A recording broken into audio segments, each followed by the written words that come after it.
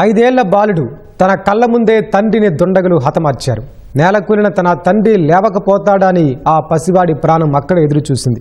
చిమ్మ చీకట్లో ఎక్కడికి వెళ్లాలో తెలియక రాత్రంతా తండ్రి శవాన్ని పట్టుకునే ఎవరన్నా రాకపోతారా అని ఎదురు చూశాడు.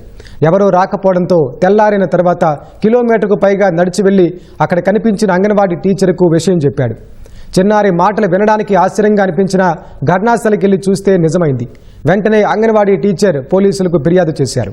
చౌడేపల్లి మండలం బోయకొండ అటవీ ప్రాంతంలో రాత్రి గాంధీ అనే వ్యక్తిని గుర్తు తెలియని వ్యక్తులు చంపేశారు. కేసు నమోదు చేసుకున్న పోలీసులు దర్యాప్తు చేస్తున్నారు.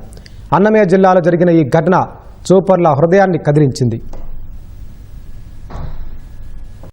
ఎప్పటి నుంచి ఉన్నారు ఇడా? నేను తెల్లారా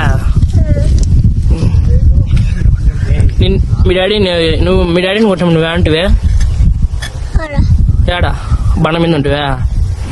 నువ్వేం చేస్తాంటివే? దానుకుంటువే కొనుక్కుంటువే? నిన్ను చూడలా వాళ్ళు పిలిచిండ్లేదా?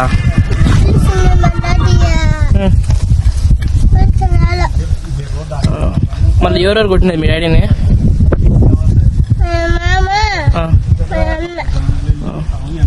మళ్ళీ ఎట్లా పోయారు వాళ్ళు? మీ మమ్మీ ఆడుంది ఏడా కొండ మీద? రాత్రి అంతా ఆడుంటే నువ్వు ఆడే ఉంటువే? మీ డాడీ ఈడే ఉన్నా?